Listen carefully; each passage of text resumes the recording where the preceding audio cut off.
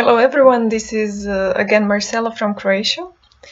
In this video I would like to reflect more on the professional perspective in regard what Inception 1 and Inception 2 brought into my life. As I said, I was a part of the first Inception project in Latvia and then the second one 2.0 in Slovenia. My personal process was that in the first Inception, when we started doing constellations and when we started the processes, I was like, okay, what's happening here?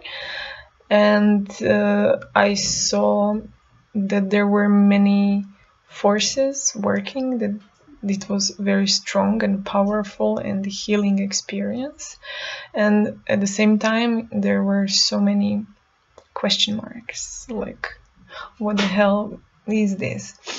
So 2-3 months later I started looking into it, reading books and educating myself on the topic of family constellations, the order of love, and the basic principles and forces that are behind dynamics in the family systems, and how it influences all of our relationships, including intimate relationship, friendships, professional relationships with clients, colleagues, superiors, and so on.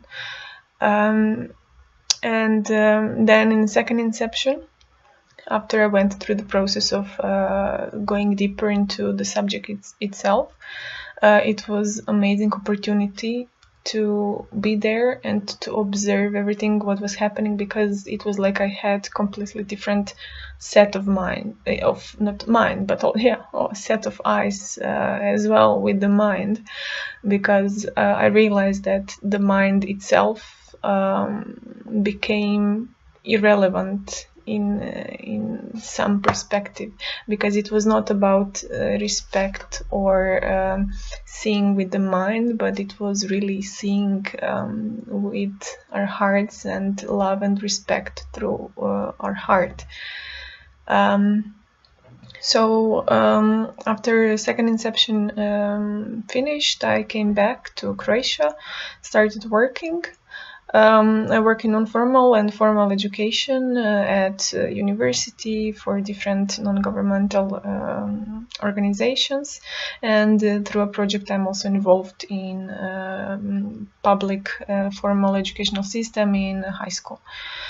So during this period I've been observing a lot the system itself and myself as an educator and the role I played in all of that, and how certain things influenced myself, influenced the process that was happening behind interactions with students, and so on and so on. So one of the things that I observed is that many times teachers, educators, the school system in general complains and says how parents are excluded from the education of their children, that they don't stop by, don't ask about how their children are doing, the things that are happening. They're not involved into events organized by the school. And then I realized that it's actually the system and teachers, educators themselves, and me personally, that are excluding the parents. And it's not something that is conscious or intentional. It is completely unconscious process, because I see that many times I say, and also many other educators say, for students that they are our students, that they're our children, and realize that that is taking ownership over something that is not really ours, cannot be claimed as ours, and directly excludes the parents, because they feel, yeah, if these are your children, then I send them to school, to you, so you can educate them, raise them, do whatever you do with them. But yeah, if you as educators know the best. So this was one of very important discoveries for myself, that in order to include the parents, it is highly necessary to see that those children come to us through their parents, and that they are their parents and should be respected. And that's one of the ways how to include parents in the educational system as well. When it comes to when it comes to myself personally as an educator, I've been observing the process over the past 15 weeks, the whole semester, and for me it was amazing to see the whole dynamics and changes that were happening, and everything that students were bringing into the classroom from week to week. And I realized how important my role is, because when I stand in front of them, I represent both. I represent their mother and their father at the same time. So my role is not to teach them anything or to tell them what is that they need to know and how to think, but my role is to create context for them to learn something, to feel safe, and to guide them through that process in order to achieve certain outcomes. On the other hand, it is highly necessary to have a certain dose of professional love and care. And when I saw that and how it was working in the classroom, it was really amazing. It became an amazing place to be, because I have discovered many new ways how to work and how to be as an educator, facilitator, teacher, whatever. The label in itself is not that important. Yes, so